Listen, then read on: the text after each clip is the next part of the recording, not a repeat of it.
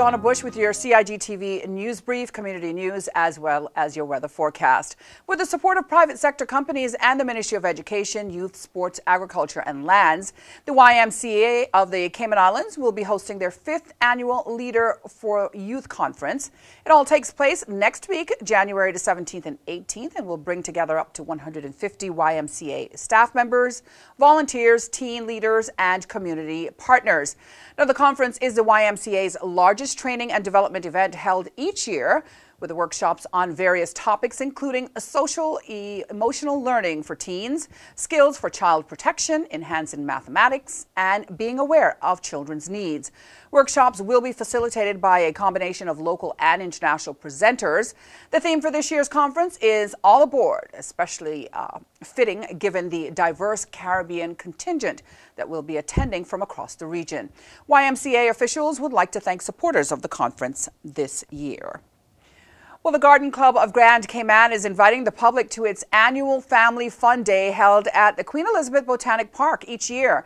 Taking place on Sunday, the 26th of January from 10 in the morning to 3 in the evening. The fundraising event is organized annually by the Garden Club and aims to encourage residents to visit and experience the park's offerings while raising funds for and increasing awareness of the children's garden, which is currently under development. Now, the Fun Day hosts activities for the whole family, including crafts, craft making, games, live music, and a magic show. For information on the event, you can contact Botanic Park Manager John Lazarus on manager@botanic-park.ky or the Tourism Attractions Board Marketing Coordinator Mona Mead on marketing@tab.ky. Well, the holidays are gone, but the parents of 2 newborn babies in the Cayman Islands will forever remember when they came into this world. Aiden McFeel Brown was delivered on Christmas Day just after 6 p.m., making him the first baby born on Christmas Day 2019 at the Cayman Islands Hospital. Now, parents Caitlin and Thomas McFeel Brown are happy for the safe delivery of their healthy baby boy. Meantime, Aylin and Roberto Lopez were not expected to be parents of the first baby born in 2020, but were wonderfully surprised when their daughter Aileen was delivered at 5:36 in the morning on New Year's Day at the Cayman Islands Hospital as well, also making her the first baby of the new decade in the Cayman Islands. Now, the maternity staff presented both couples with a gift basket donated by members of the opposition, Alva Saku and Anthony Eden. We say congratulations to both set of parents.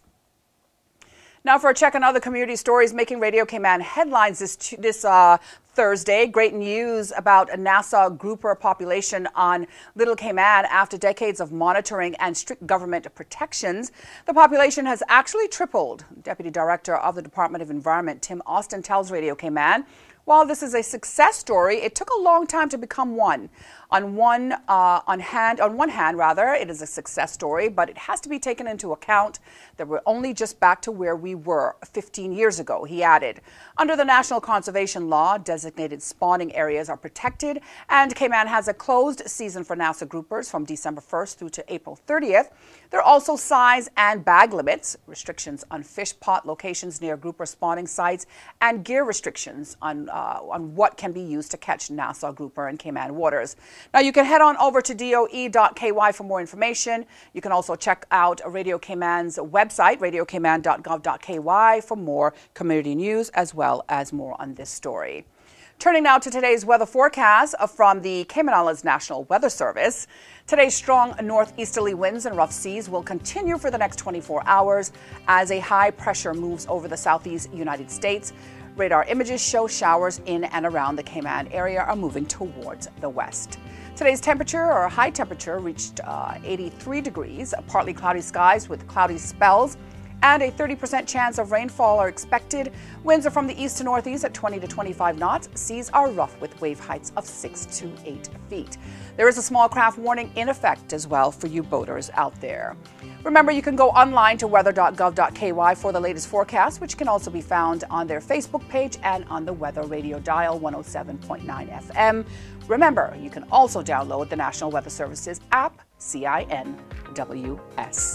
And that's the latest from us here at CIG Television. If you missed today's news brief, you can go on the Cayman Islands Government Facebook page, as well as the CIG Television YouTube channel. I'm Donna Bush, thanking you for joining us, wishing you a safe and wonderful night, and inviting you back here again tomorrow. Until then, bye-bye for now.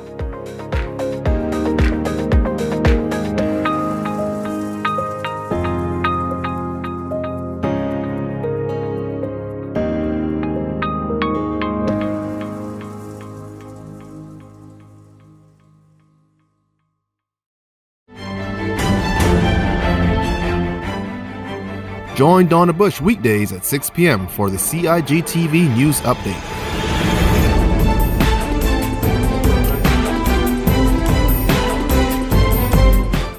Get the latest on what's happening in government on a daily basis. News Update first at 6 p.m.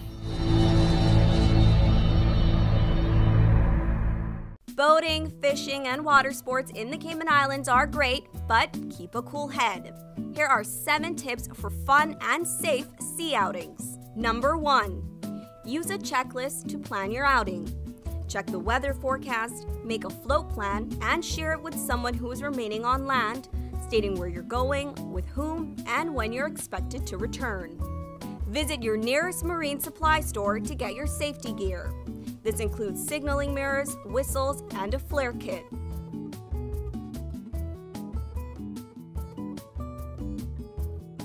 It's also very important to have onboard flotation devices and life vests for each person. There are different types of vests. Some are for water sport activities such as snorkeling, and others are for going on offshore boating or on fishing trips. Number 2. These items can be lifesavers in case of an accident or bad weather. Number 3.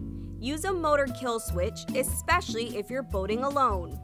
In case of a leak or breakdown, always stay with the boat until help arrives. If you capsize, an emergency beacon or locator device can send a distress signal to inform the authorities of your location. Larger flares will indicate distress to a boat, airplane, or search and rescue officials. Number 4. In addition to sunscreen, food, and beverages, it would be smart to have a cell phone. Make sure your marine radio works. Cayman boaters use Channel 16 to communicate. Number 5. Also, don't forget your anchor and sufficient rope. Number 6. Boat operators should be familiar with the local waters and reefs, as well as the capabilities and functions of the vessels they are using. Always obey the rules of the sea and the marine environment, and have courtesy for others. Number 7. Alcohol and salt water do not mix, especially if you're the captain. Some useful contact numbers are 911.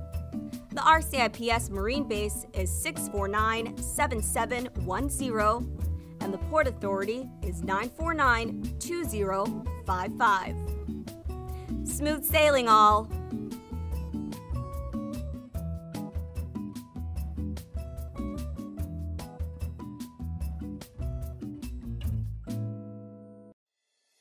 The Esterly-Tibbetts Highway 3-lane roundabout is ready for drivers.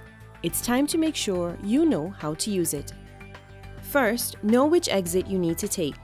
Pay attention to lane arrows and signs. Make sure you use your signal to change lanes or exit the roundabout. To turn left, you always approach in the left-hand lane and indicate left. To drive straight ahead, you need to be looking out for signs and road markings indicating which lane to use. Get in one of the lanes marked with a straight-through arrow. If turning right, you must use the right-hand lane and indicate accordingly. To use the roundabout safely, remember these 3 tips. Know your exit, pick your lane, and signal to make your turn.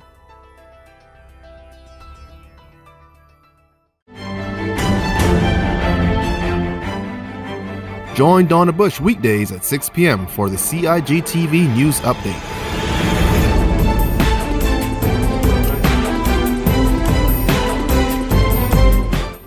Get the latest on what's happening in government on a daily basis.